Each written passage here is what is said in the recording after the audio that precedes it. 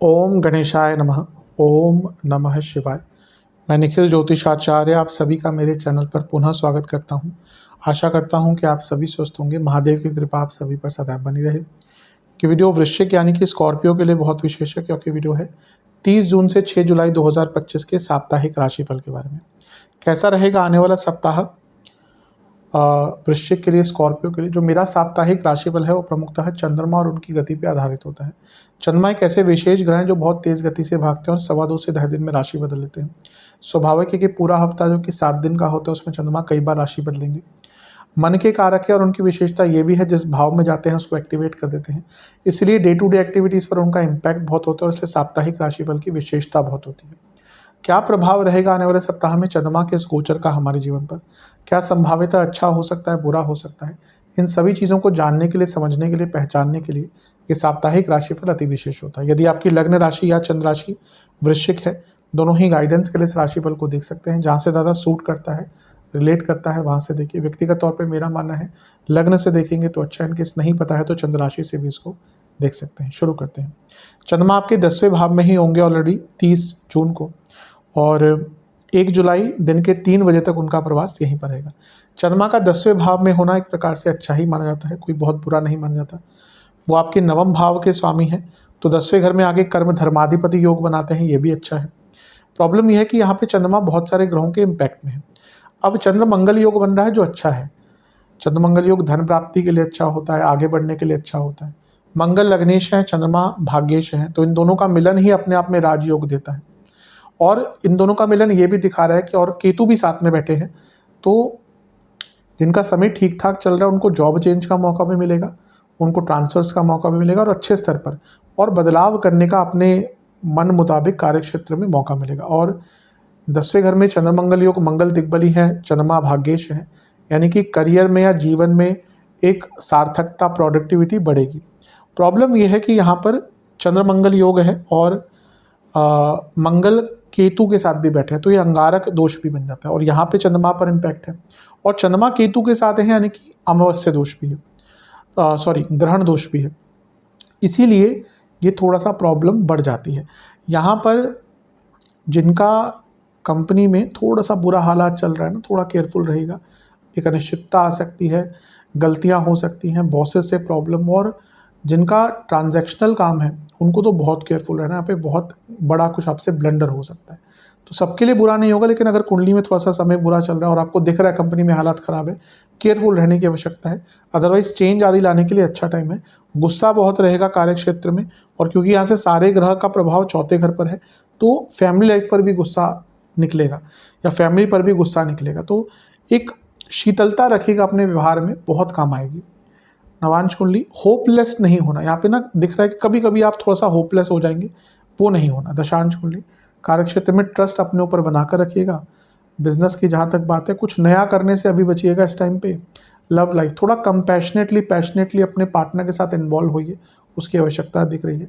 वैवाहिक जीवन, एक ही दिक्कत दिखा रहा है कि एक कॉन्टिन्यूटी नहीं है दोनों के ही बीच में, इसलिए प्रॉब्लम पड़ रही है। स्टूडेंट्स की जहाँ तक बात है, आपसे भी वही कहूँगा जो मैंने शुरू में कहा था, होप थोड़ी खो रहे हैं, इसके कारण पीछे रह रहे हैं। सेहत की जहाँ तक बात है, आपको गले के रोग, डेंटल प्रॉब्लम्स, बोन्स की प्रॉब्लम, एसिडिटी, और जिनको कार्डियक प्रॉब्लम है ध्यान दें। सर्वाष्टक में आपका 6ठा घर बली है। करियर में काम अच्छा करेंगे, लेकिन थोड़ी असहजता दिख रही है। 1 जुलाई दिन के 3 बजे के आसपास चंद्रमा राशि बदलेंगे और आपके 11वें घर में आ जाएंगे, यानी कि कन्या में। और 4 जुलाई सुबह के 4 तक उनका प्रवास यहीं पर रहेगा। चंद्रमा का 11वें घर में आना एक प्रकार से बहुत अच्छा माना जाता है।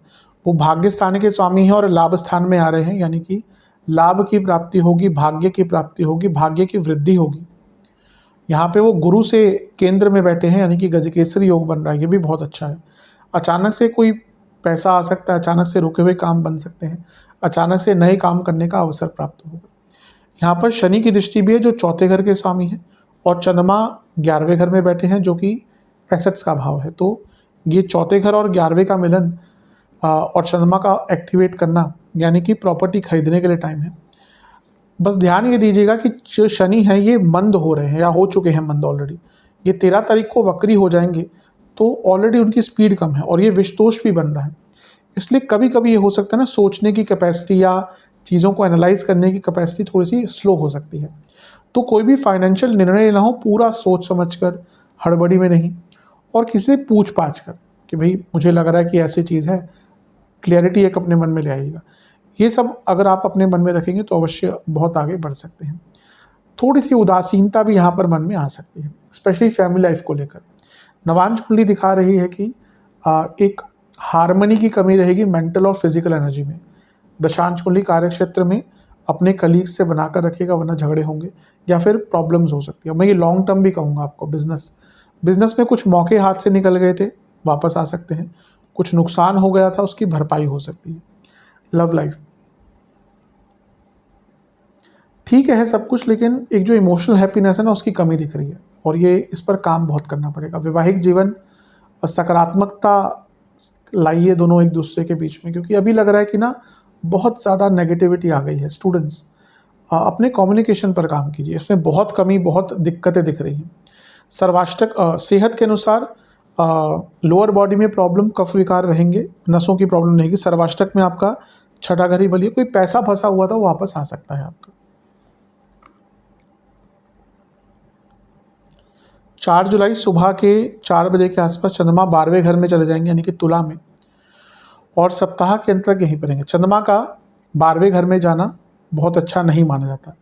हाँ, वो भाग्य स्थान के स्वामी है, 12वें घर में जा रहे हैं। ये तीर्थ स्थलों के दर्शन भी दिखाता है, घर में धार्मिक अनुष्ठान भी दिखाता है, और विदेश में लाभ भी दिखाता है। विदेश संबंधित कार्यों में विजय या लाभ दिखाता है। लेकिन अपने आप में चंद्रमा 12वें घर में थोड़े से पीड़ित रहते हैं, परेशान रहते हैं। ऊपर से यहाँ पे चंद्रमा केमद्रुम योग में भी आ गए हैं। कोई भी ग्रह आसपास नहीं है, साथ में नहीं है, तो एक अनिश्चितता रहेगी, परेशानी बहुत रहेगी। और ये परेशानी को बढ़ाएगा क्या? राहु का प्रभाव। राहु की दृष्टि भी है चंद्रमा पर, इसलिए इल्यूजन रहेगी, भ्रमित रहेंगे, छोटी छोटी बातों पर कन्फ्यूजन रहेगी। अच्छी चीज़ ये है कि गुरु का प्रभाव भी है, तो गुरु बचाने की कोशिश करेंगे, लेकिन कितना बचा लेंगे? वो खुद ही अष्टम भाव में बैठे हुए हैं, और एक प्रकार से गुरु आपके धन स्थान के स्वामी हैं, पंचम के स्वामी है लक्ष्मी स्थान। तो हाँ, विदेश से पैसा, गुप्त धन, रुका हुआ पैसा सब ठीक है, लेकिन मानसिक दृष्टिकोण से टाइम बहुत टफ रहेगा।